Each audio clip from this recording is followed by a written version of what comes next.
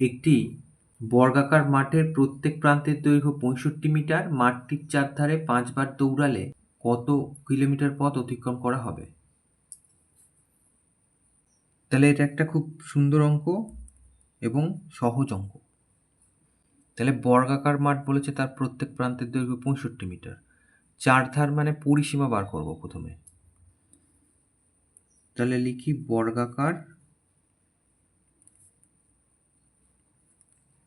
মাঠের একটি বাহু মানে একটি প্রান্ত মানে একটি বাহুর দৈর্ঘ্য 65 মিটার। তাহলে অতএব মাঠটির পরিসীমা, তাহলে বর্গাকার মাঠ বর্গক্ষেত্রের পরিসীমার সূত্র হচ্ছে 4 গুণ একটি বাহুর দৈর্ঘ্য।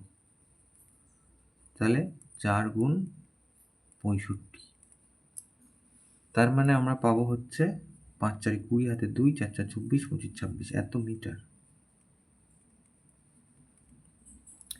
তাহলে এখানে বলেছে যে 5 বার যদি দৌড়ায় তাহলে কতটা যাবে। তাহলে অতএব মাঠের চারধারে 5 বার দৌড়ালে পথ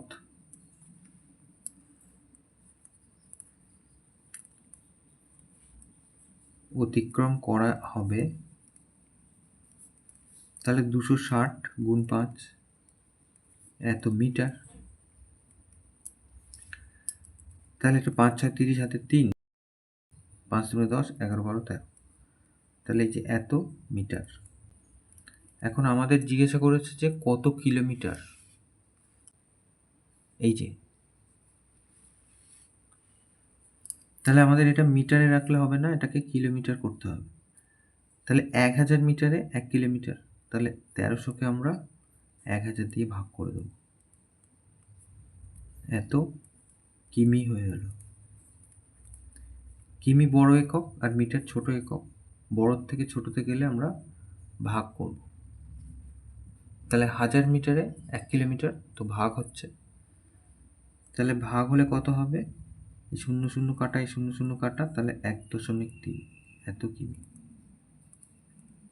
তাহলে এইটাই হচ্ছে আমাদের উত্তর। তাহলে অতএব 1.3 কিমি পথ অতিক্রম করা হবে, এটা উত্তর।